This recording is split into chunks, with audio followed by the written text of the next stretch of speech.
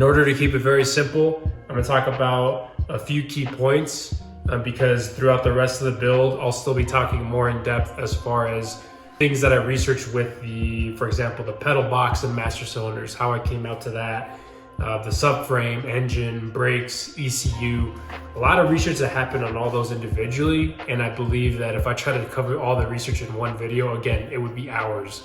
In order to kind of simplify it, I'm gonna keep it to certain topics.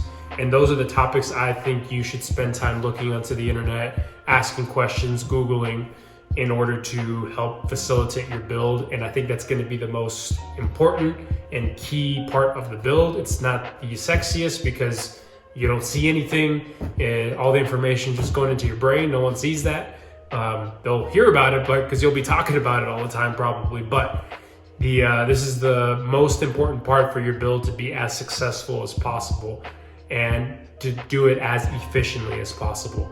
As an example with my build, from the moment I shut the key off for the last time on the A series after driving it to the point where I was able to drive this to the gas station and get gas in the new B series build, it was 4 months. Very, very fast. I did a lot of research. I did a lot of homework throughout the build. Throughout those 4 months, I was being very efficient with my time as well because of the research. So it's possible to do it very quickly. Granted, it took me about 160 hours to build, 170-ish, with I'm waking up at 1 a.m. in the morning for the most part because I have a 1-year-old and a wife and a job. Like I said, this is not my profession, so I knew that was going to be a requirement of me, excuse me. It's something you have to be aware of and cognizant of in order to be as successful as you can. So for me, being as efficient with my time, parts, and everything was absolutely crucial because I did not want to spend years on this build, and I also wanted to make sure that my time at 1 a.m. in the morning was as efficient as possible.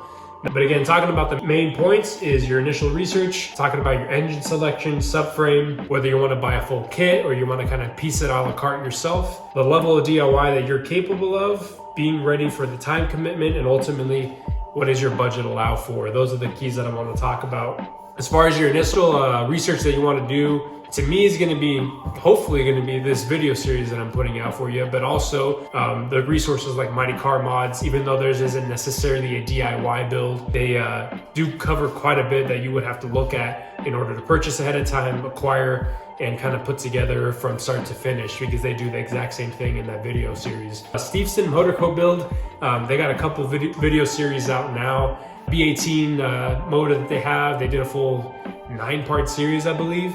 And then they're currently doing one with their D16 pickup truck that they're doing. Those are also key resources in addition to forums and Facebook groups and things like that. Be detailed in your research in the sense, even if it's video watching, look at what they're doing. Look at the parts that they're acquiring. If they're talking about their dash, whatever lines that they're talking about, you have no idea what dash lines are, or dash AN lines, excuse me. Do the homework on that, saying, hey, if they're talking about dash 3 AN, is that 3/16? Is that 5/16? Is dash 6 3/8? You know, there's a lot that comes into that in order to start talking the lingo so you can start going onto the internet and buying the parts that you need. The D and B series, it can have a myriad of motors, a myriad of placements, but I'm only going to talk about the stock front nose D and B series conundrum. As an example, I bought a Honda Civic EX to pull the D16Y8 out of, and I bought a separate D16Y8 to put back into that Civic to be able to sell. Long story short, after rebuilding that spare motor, the last thing I checked was the rod journal. Come to find out, one of them was bad. So all my time is spent on doing that. So I sold that motor transparently, knowing that the crankshaft had some work done on it. Sold the Civic, ended up buying an MTB2 kit with the B series for me. With the B series, there's a lot of pros and cons. But the D series is the same thing as well. Those aspects that you want to look at are going to be price, your availability, parts, support for the motor, weight, size, power, torque, upgradability. Listing a lot of this. Again, I want to keep this timely, but those are the different things you want to kind of look at. I put a B series into mine, but I think the correct motor to put into a stock front nose Mini without extending it, without doing any cutting of the front end itself, is probably the D series. The reason being is if you couple that with, say, John McGee's D series kit, you can keep your stock suspension, stock geometry for the classic Mini, and actually lose weight. D series gets you, I mean, on a good motor, 128, 130 horsepower, 111, 112 foot-pound-feet of torque. So again, it's not like it's bad. I mean, especially compared to the stock A series. The D series just gives you a lot more options. It's lighter. Like I said, it's as reliable, it has good enough power, keeps everything as stock as possible. It's a little bit smaller as well, since it's a single cam instead of a double cam motor configuration. So it just gives you a little bit more flexibility when you're trying to finish everything. And I know it sounds oxymoronic because I put a B series in there, but I love the B series. You can ask me why I chose it over that, but statistically, the D series seems to be the best option if you're kind of in between one of the two. Once you choose the platform that you want to go with, again, I'm only talking about D and B, you go back down into the subframe. The subframe is basically your framework for the car, since it holds the motor and then takes the motor assembly and everything and attaches it to the body of the car. So from there, the subframe option comes into play, whether you want to do VTEC, all speed, John McGee's kit. Each one of them have obviously its pros and cons, but once you select your motor, you can say, this is the cradle that I want to put my motor in, and then kind of go from there. Again, D series, you got a couple of options with John McGee's. Again, I don't know all the options in the UK, but I'm talking about the ones at least that are available in the US. You got John McGee's and VTECs. It just depends on which kind of suspension setup you want to go with. High joint coilover with VTEC, stock Mini with John McGee's. For VTEC, you only have B series, MTB2 kit. I think they even have an MTB3 now. I don't know very many other US options for the B series subframe kit. You can of course make your own, but that's something that you have to have a lot of skill sets that I personally did not have in order to properly accomplish if you want to customize, retrofit an old subframe or make a new one from scratch. From there, it's the buying options. So money is going to be the big underlying factor with this, money and time. With that, you have to look at, hey, do I want to buy a full kit similar to what I did? I bought my full kit because I was sick of rebuilding another motor and I bought a new car. I was like, forget it, I just want to do a full kit at this point, have someone else do it. Or do you want to do a la carte, or kind of pick and choose what you want to buy? Do you want to buy the subframe kit and then you want to purchase the motor yourself and then purchase radiator, purchase the ECU, wiring harness, brakes?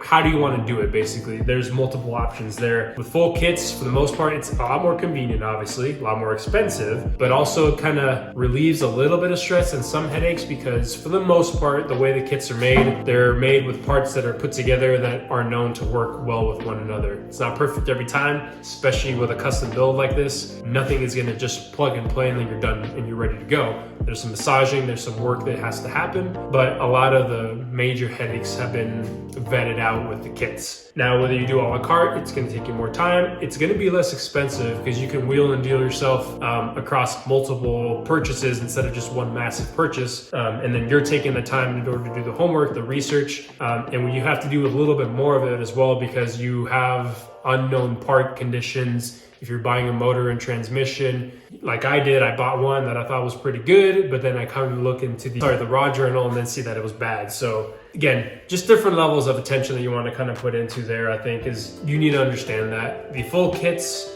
that are ready to go for the most part are, I think, more geared towards those that are less, I don't want to say less mechanically inclined, because you have to have some mechanical inclination to do this kind of a build, but less knowledge of the Honda parts, less knowledge of their lingo, their nuances and things like that. I would say the full kit's a little bit better, but if you have some history with Hondas, have been able, or just motors in general, know the nuances of the Hondas, what to kind of look for, what are your watch outs, the a la carte option is a good option for you there. Another aspect, the level of DIY. Hey, how much of this do you want to do yourself? For me, I wanted to do this all myself, minus the exhaust because I don't got a welder or a pipe bender, but and then with the help of my dad, like I said, to actually put the motor in place once I was ready to do all that. You need two set of hands for that, in my opinion. But the level of DIY that you have to be willing to commit to is going to be huge. So the more you want to do yourself, the more time that it's going to take. Again, I already talked about the time frame on mine. But if you don't and you want to have someone else do it, obviously then just understand it's going to cost you that much more. But it's going to cost you either way, because if you do it yourself and you don't have the tools, guess what? You're going to have to buy some tools. You're going to buy some specialty tools sometimes, not many. Just understand that either way it's going to cost you a little bit. Either going to be time or money, or less money but more time. It's a big balancing act. You have to see what fits best for you and your family. And then finally, budget is going to be the overarching item. So it's going to help determine whether you want to go fast or slow on your build. So depending on how your budgeting skills are, what money you have set aside for this, I would say that that's going to help determine the speed of your build, because if you can purchase everything ahead of time, there's going to be things you have longer lead times are, so it's going to allow you to say, okay, I'm going to buy this kit. While this kit is happening, I'm going to cut the car up, I'm going to paint it, I'm going to do this, I'm going to do that. You'll be able to be very efficient in your build that way if you buy everything at once. But whether you do that or you buy a little by little, you'll just have to be able to understand that, okay, if I get to this point, I'm going to have 2 months before this part shows up. And then from there, those 2 months, I'm going to do X, Y, Z. From there, I'm going to then purchase X, Y, Z, which may be another month lead time. And then kind of goes so on and so forth. So like I said, I could talk about this for hours, and I don't want to because it would be very boring.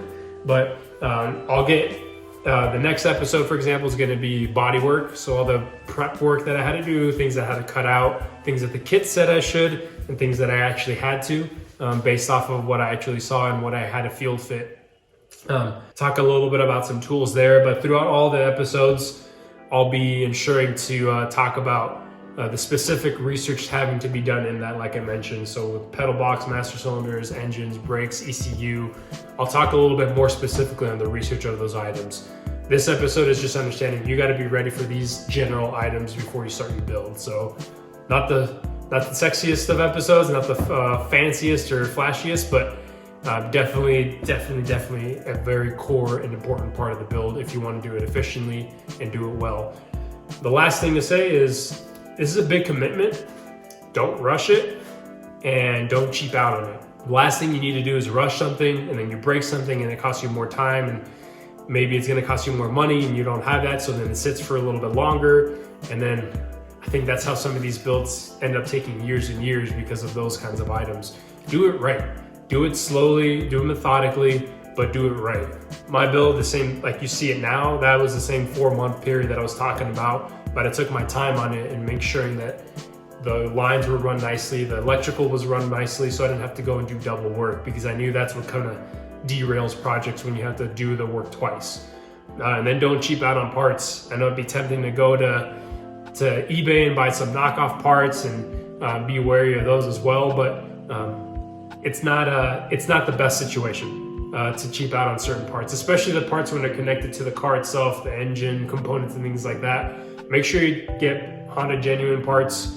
Make sure you get the right stuff, because the last thing you need to do is spend all this money on that and a $2 part, or sorry, a $10, $20 savings from Honda original to a knockoff is the reason something fails in your car and you're not able to enjoy it. So you can fight me on that one. You can tell me that knockoff parts and aftermarket are okay. Some parts are, absolutely, I'm not denying that, but just from my experience and seeing that, you want to have the confidence in this build, because it is such a big time commitment and it is such a big money investment as well. I don't know about investment, but it is a big money pit for sure. So spend your time on those things, and thanks for watching. Comment below if you have any questions, see anything wrong here. I'm learning as well, and we'll see you guys on the next episode.